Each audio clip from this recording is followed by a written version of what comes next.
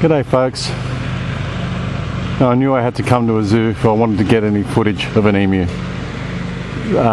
You just won't be able to get this kind of up close and detailed footage in the wild. They're too quick and they're too wary, and unless you've got telephoto cameras, you won't do it. As the song goes, an emu can't fly, but I'm telling you, you can run the pants off a kangaroo. Okay, this bloke is a male. His Latin name is Dromaeus novaeholandiae, and he's in a class of his own ornithologically, despite the fact that he's very similar to ostriches and the South American rhea. Oops, sorry about that. A kangaroo just hit the fence. I'm at Shoalhaven Zoo, which is a beautiful and very comprehensive collection here. Beautiful zoo. Anyway, what can I tell you about the emu?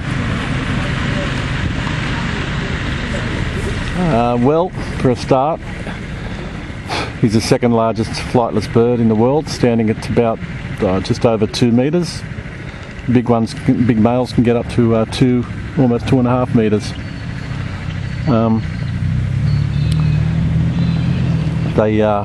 They can reach speeds of up to 50 kilometers an hour. Sorry for this car going past here. Like I said, I am at the zoo. This bloke's sitting down. It's amazing when they sit, their legs, the knee joints fold forward. Looks very odd. They are an odd bird. What else can I tell you? The feathers used to festoon the hats of the famous Australian Light Horse Brigade. World War I brigade, still existing, but the emu feather in the hat distinguished the Light Horse from all the other Australian uniforms.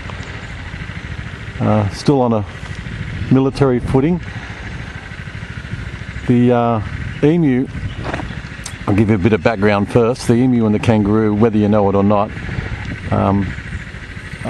both of those animals are incapable of taking a backward step. That's why they're on the Australian coat of arms. It's just a physical impossibility for them to do so, which I think is very cool. A very cool reason to have them on the coat of arms of a country.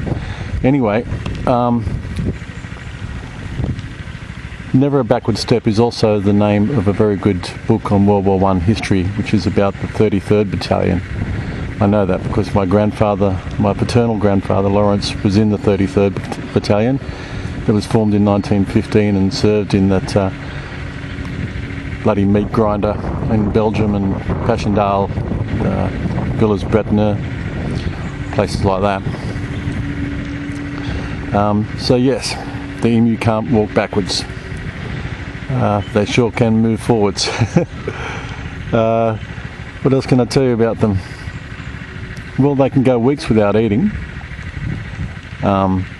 which is just as well because they inhabit mostly arid areas, interior, although they used to live on the east coast until they were forced out by hunting and deforestation, that sort of thing. I just got to turn around for a second. This little bloke here is bothering me. Oi. I got this baby, I think it's a baby red kangaroo. He was licking me before, licking the salt off my wrists. And have a very, very raspy tongue, not unlike a cat. So it's good for, they use it for grooming, I guess, and they also lick their wrists so the evaporation helps to keep them cool, because these guys live in a very, very hot part of the world. Anyway, sorry about being distracted. So this guy is laying right next to a kangaroo. If they were facing each other, it would be a very lazy coat of arms. There's your coat of arms anyway. The emu, the kangaroo, completely ignoring each other, just chilling out in the morning sun. Yes, it is emu, by the way, and not emu. the emphasis is on the vowel at the end. I know Americans have a penchant for mispronunciation. So if there's any American viewers, it's emu, not emu. They're beautiful feathers, if you could feel them. They're so light and sort of, can't think of a word. They used to use them in old-fashioned feather dusters, which is a bit sad, but they're beautiful feathers. Quite long. Underneath is like an understory, thicker feathers underneath, and the long ones on top to help keep them cool and help keep them warm. The meat, I have eaten the meat, but it wasn't to my taste. It was still running about 2 or 3 hours later, I can tell you that. The eggs, they carve the eggs. It's beautiful shapes. Very ornate. I also heard that a few years ago there was a bit of a myth that powdered emu egg was a aphrodisiac.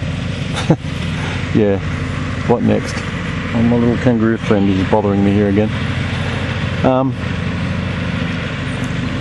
I can't tell you much more about the emu from what I've already said. The other bird that's anything like them that we have in Australia is the cassowary, which has the unimaginative name of I think it's Cassoreus cassorus. He lives up in far north Queensland, the rainforest up there, and makes this bloke look like a pussycat. The cassowary actually have and can kill people. They have an extremely long and dangerous front claw, and they kick with both feet and can open you right up, and they have done so before. The emu, I don't know whether they've killed people. I wouldn't like to hit one doing 100 k's in a car, but they have quite an attitude, but they're not vicious. They'll rather give you a wide berth. But, yeah, I wouldn't pick on one, but it'd be safe than sorry. Anyway, that is Dromaeus novaeholandiae, the emu, second largest flightless bird on the planet, and a pretty cool critter. Aussie bird drop. See ya.